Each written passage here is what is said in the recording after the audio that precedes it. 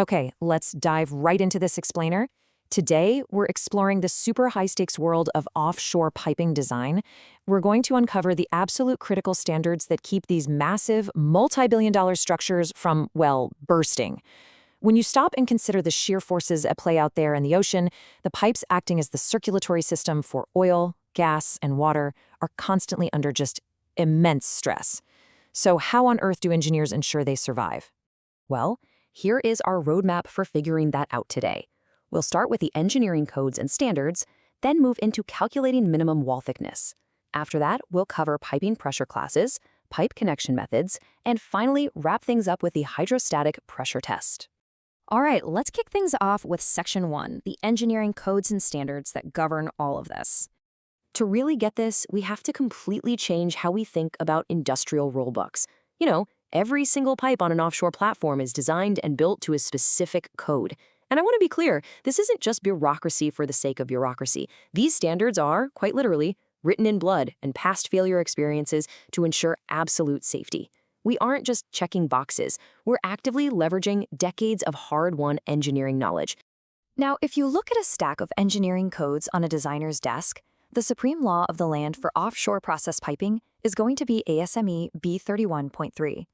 This is the foundational blueprint. It dictates everything: your allowable stress values, material requirements, fabrication standards, and exactly how you need to inspect things. If you're dealing with process piping on these facilities, B31.3 is your absolute governing document. Moving right along to Section 2, let's talk about the math of survival, calculating the minimum wall thickness. So now that we know the code we have to follow, we need to look at the underlying math that actually keeps these pipes from rupturing. How thick does this pipe need to be is really the most fundamental question an engineer faces when designing a system that handles these kinds of extreme pressures. Because think about it, if the pipe is too thin, it bursts. Disaster. But if it's too thick, it's unnecessarily heavy, insanely expensive to fabricate, and a nightmare to install. You have to get it exactly right. And the answer to that dilemma lies in a single, surprisingly simple equation known as the Barlow formula. This is the core calculation pulled straight from that ASME B31.3 code we just talked about, and it establishes the absolute minimum safe wall thickness that every process pipe must have. It might look like alphabet soup at first glance, but let's break it down. By plugging in your design pressure, the physical dimensions of the pipe, and your material's stress limits, engineers basically de-jargonize the math into a precise physical requirement. T is our target thickness. To get it, you just multiply the design pressure by the outside diameter and divide that whole thing by 2 times the allowable stress of your chosen material, modified by a quality factor. It's elegant, and it mathematically guarantees the pipe can actually hold the pressure. Let's move to Section 3 and see how we categorize these extremes using piping pressure classes. So how does that math build into a system that standardizes thicknesses across a giant platform? Well, piping is organized into what we call ASME rating classes, and it's a dramatic escalation in pressure tolerance. You've got Class 150 handling lower pressures up to about 285 psig. But then you jump all the way down to the highest standard, Class 2500, which wrestles with a massive 6,170 psig. And this class rating dictates everything. It tells you the wall thickness, the flange rating, the valve specs. Everything in a given pipe class must be perfectly compatible to maintain the system's integrity. You might be wondering, why do we even need all these different classes? Why not just make them all the strongest one? Well, because a single platform isn't just one uniform pressure zone. Right at the wellhead, pressures can hit that massive 2,500 psig mark, so you need the highest class. But as the hydrocarbons actually flow through the processing system, say moving from a high-pressure separator down to a low-pressure separator, the pressure steps way down, sometimes to just 125 psig. So the piping class changes to match the specific local demands of each zone. Okay, on to Section 4, pipe connection methods. Essentially, how do we hold all this together? Once you've got your pipes calculated and categorized, you have to actually join them together flawlessly out in the real world. And engineers are constantly weighing trade-offs here. Butt welding is the strongest, most common method for process piping. The pipe ends are beveled to create a groove, which allows for a full penetration weld that completely bonds the metals. It's secure, but you can't weld everything.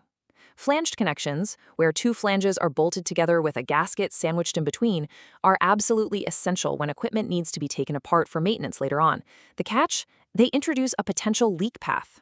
And for the smaller stuff, we round out the toolkit with a couple of other methods. Socket welding is super common for small bore piping, usually stuff under 50 millimeters.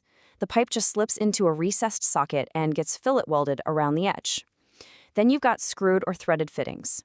You'll see these mostly for tiny instrument tubing, but rarely ever for the main process lines because they just aren't secure enough for those major flows. Going back to flanges for a second, they demand serious respect on an offshore facility. Flange integrity is a huge, huge focus for preventing offshore hydrocarbon releases. And it all boils down to a sort of holy trinity: the correct gasket, perfect alignment, and precise bolt torque. It's a Goldilocks situation. If you under-torque those bolts, the flange is going to leak. But if you over-torque them, you end up crushing and damaging the gasket. And guess what? It also leaks. Precision is literally everything. Finally, let's wrap up with Section 5, the hydrostatic pressure test. This is the ultimate validation. So, all the math is done, the classes are perfectly matched, and the welding and bolting are totally complete. Before the system ever sees a drop of oil, it faces a rigorous final exam. We call it a strength test or body test. The procedure goes like this. The entire piping system is filled with water and pressurized to 1.5 times its normal design pressure. Then, we hold that extreme pressure, usually for a minimum of an hour, while inspecting every single weld, flange, and fitting for leaks.